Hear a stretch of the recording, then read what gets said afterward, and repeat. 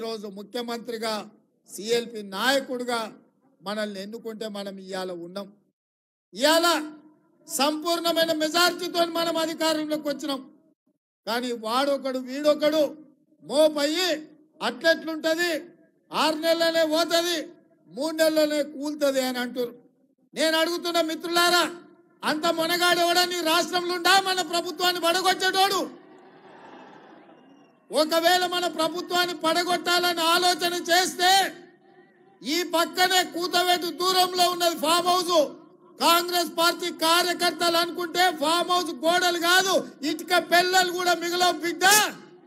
గోతి తీసి పాతి పెడతారు మా కార్యకర్తలు అనుకుంటే. ఇవాళ మేము మంచోళ్ళం, మర్యాదస్తులం కాబట్టి ఇంకా మీరు బజార్లో తిరుగుతుండ్రు, శాసనసభకు వచ్చి ఇవాళ అసెంబ్లీలో మాట్లాడుతున్నారు. ఇవాళ ప్రజాస్వామ్యం మీద గౌరవం, విశ్వాసం ఉండి ప్రజలు ఎన్నుకున్న ప్రభుత్వంగా ప్రతిపక్షాలకు కూడా అవకాశం ఇవ్వాలి. ప్రజా సమస్యల మీద చర్చ జరగాలి, తద్వారా సమస్యలు పరిష్కరించాలని జరుగుతున్న శాసనసభ సమావేశాలలో ప్రతిపక్షాలకు కూడా అవకాశం ఇచ్చినాం. 10 ఏళ్లలో ఏనాడైనా ప్రతిపక్షాలకు అవకాశం ఇచ్చిన మాట కనిపించిందా? ఒక దళితుడు బట్టి విక్రమార్క గారు సిఎల్పి నాయకుడిగా ఉంటే 6 నెలలు కూడా ఉండనీయలే. 12 మంది ఎమ్మెల్యేలను జీల్చుకొని ఆ పదవి కూడా గుంజుకున్నారు.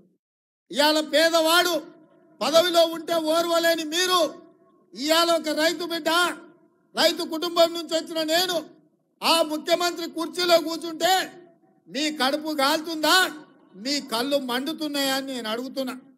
ఒకవేళ మీ కడుపు కాలినా, మీ కళ్ళు మండినా మీరు మమ్మల్ని ఏమన్నా చేయాలని చూస్తే మా కార్యకర్తలు మీ కళ్ళల్లో కారం పెట్టి కొడతారని చెప్పి నేను ఈ సందర్భంగా చెప్పదలుచుకున్నా. ఇవాళ వాళ్ళు అనుకుంటున్నారు దోచుకున్న సొమ్ముంది, దాచుకున్న సొమ్ముంది, అది ఇచ్చేవారు నన్ను సంతలో పశువులను కొన్నట్టు కొనాలని అనుకుంటున్నారు. ఇవాళ పప్పులేం ఉడకవు. ఎవరన్నా మీతో కలిసినా, ఎవరన్నా మీతో మాట్లాడినా ఈ రాష్ట్రంలో ప్రజలు వాళ్ళను సామాజిక బహిష్కరణ చేస్తారు.